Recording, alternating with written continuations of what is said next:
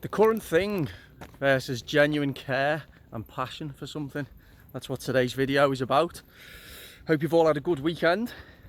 I'm just off for a walk down the canal. Lovely evening. It's a lot cooler now after a few very hot days, so it feels quite refreshing. Just a quick video really today, because one of the most striking defining factors in our societies, in our decadent Western societies that are currently in the process of collapsing in the last few years, has been the prevalence of people who will just willingly go along with whatever it is they're told to be passionate about, to care about, to crusade about, to shout about, to support. So we saw, go back to the start of the lockdowns, and it was lockdowns themselves, then it was jabs. You had the George Floyd Black Lives Matter backed crusade campaign in the summer of 2020. We had the NHS hero worship.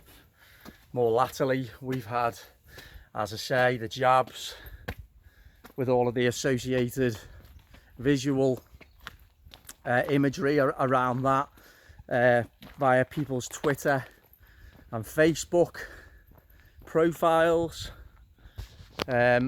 Climate change is another one that's just starting to become very propagandized right now, which of course was the plan all along. Everything was leading to this, and I'll do more videos on the subject of climate change, or the LGBT 1 2 3 4 5 2000 exclamation mark hashtag asterisk alphabet people movement. Or do you remember the March 2022, earlier this year? Do you remember the number of people who were really passionately getting involved in the Ukraine-Russia war, whatever went on there? Something did go on, I don't know what it was, but for those, I genuinely do think that for those with an open mind, they could figure out, with the information to hand, a little understanding maybe of some of the complexities of the region and the history and the geopolitical tensions, etc. Just with a little bit of research, that there was always there was always two sides to that story. But can you remember the Ukraine flags on Twitter, on Facebook? And they actually went up in many towns and villages, didn't they? You'd see Ukraine flags everywhere. You don't see them anymore, do you? Why is that? How come, like? Why? How come the people who are so passionately militant about the jab have gone quiet? Why is that? The lockdown zealots quiet. Why is that? How come so many people are so easily weaponised by the establishment to pretend to care about particular topics that they're told to care about? That's what this video is about, because what I want to say is that to actually take a position on something and defend it, and to advocate for it, and even more than that, to resolutely stand there and say, no, I will defend this with everything that I've got, that's something. That really is something to be celebrated, something to be acknowledged, because it's actually quite rare. I think that this phenomena of pretending to care, fake vanity, fake moral posturing, fake virtue signalling, really became embedded within our culture around 2016, 2017. I've done videos before about how this weird black magic spell was put on approximately half, I think, of the populations in the West, particularly in the UK and America. I've talked about it before with Brexit and Trump. But do you remember the terrorist attacks in particularly Paris and Manchester? I think this is when this phenomena really became embedded. It was already there to some degree. You can go all the way back to the death of Princess Diana, who actually I liked, but it was the real outpouring of grief when she died, someone that none of us really know. Was weird. But yeah, going back to the 2016, 2017, the terrorist attacks, and there was the Pray for Manchester, Pray for Paris, solidarity with this, solidarity with that. You know, it's solidarity with one thing one day and solidarity with another thing the next day. Well, that's not how, if you genuinely care, you just wouldn't get involved in this flip-flopping, you know, which is why I try not to, and which is why there are people in life, and I like to think I'm one of them, who I try to be open-minded. I'm actually quite diplomatic. I try to see both sides of a story, but when there's something that I know is blatantly wrong, I will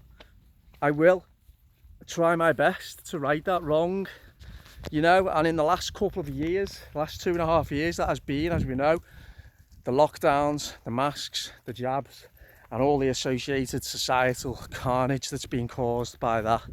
So when you genuinely care about something, you don't just change your Twitter bio and put a flag on there, a Ukraine flag, or a needle, or that weird flag that with all the different colours in it, whatever. I don't even know what that.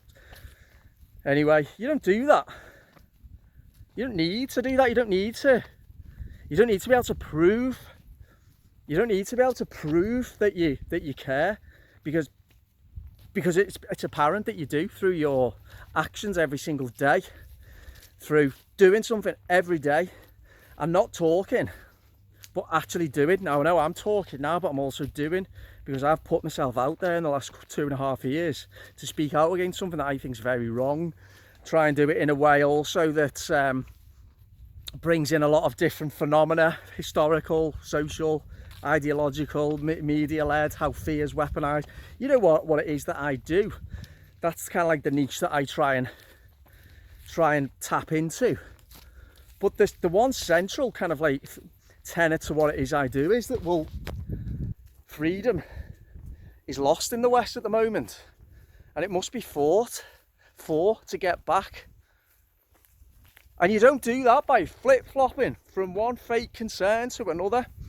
So I want to say to anybody who understands what I'm saying, and who has also, like me, stood there and gone, no, I won't comply. I will defend what it is I'm defending. I will resist, and I will do all I can to bring about positive change. If you're one of those people, I just want to say thanks, because actually we're outnumbered still by those who pretend to care. I have more respect actually for people who I vehemently disagree with. So they may have even views that I find personally reprehensible. As you know though, for me, all views are on the table. I can find them reprehensible, but that doesn't mean that person shouldn't have that view. There might be certain political outlooks, or whatever, an opinion. If somebody, as much as I might find it abhorrent, if somebody has got that view and they dedicate their time in their life to what they think is the right thing to do, I've got more respect for that. Now for me, if you're going to be passionate about something, and as I say, try and bring about a positive change in the world in accordance with what it is your belief is, it's only going to be positive, it's only going to be productive if it's a position that you take that is based around ideas rather than ideology. Something again I talk a lot about. So ideas is authenticity, open-mindedness, and based around personal values as well, which is why a lot of ideologically driven, particularly politics, is it's just that, it's ideologically driven. It's according to a doctrine which is wrong, I think. But as I say, I don't want to say the worst type of person, but the most I find it sickening actually, that so many people really do seem to think that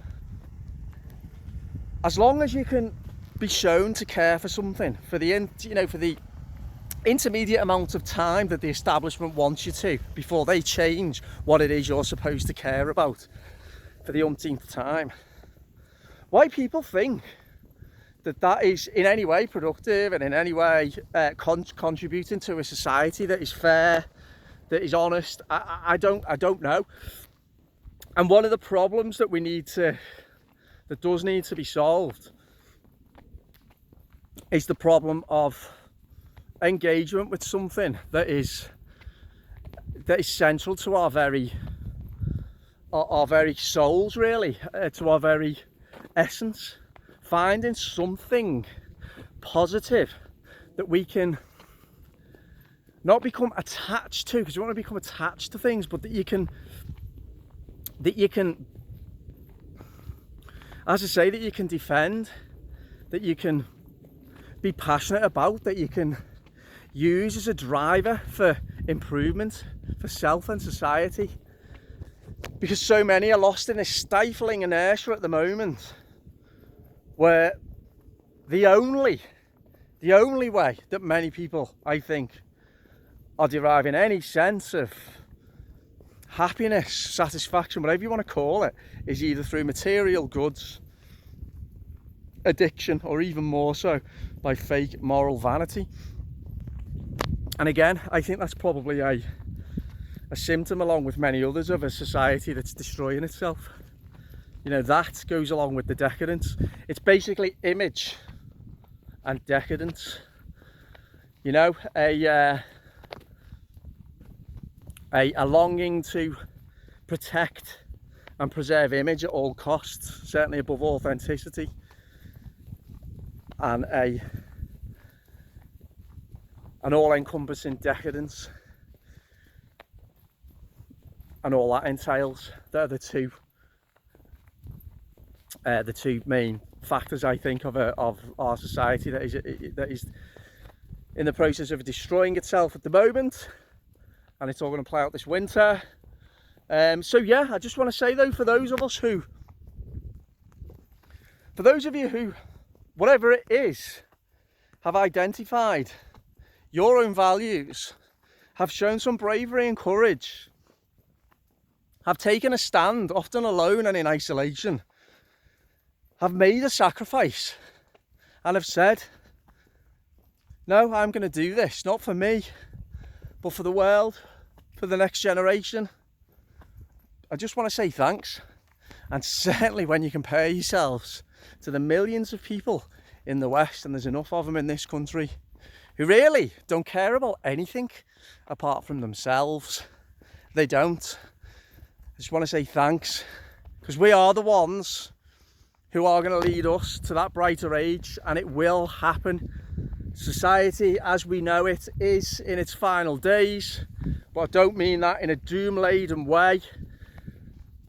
We are transitioning to a new era over the next couple of years, and it is going to be brought about and spearheaded by those who've shown bravery in the tough times, which has been the last few years.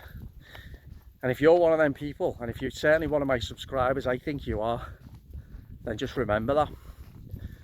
Share this video with anybody you think might need to hear it.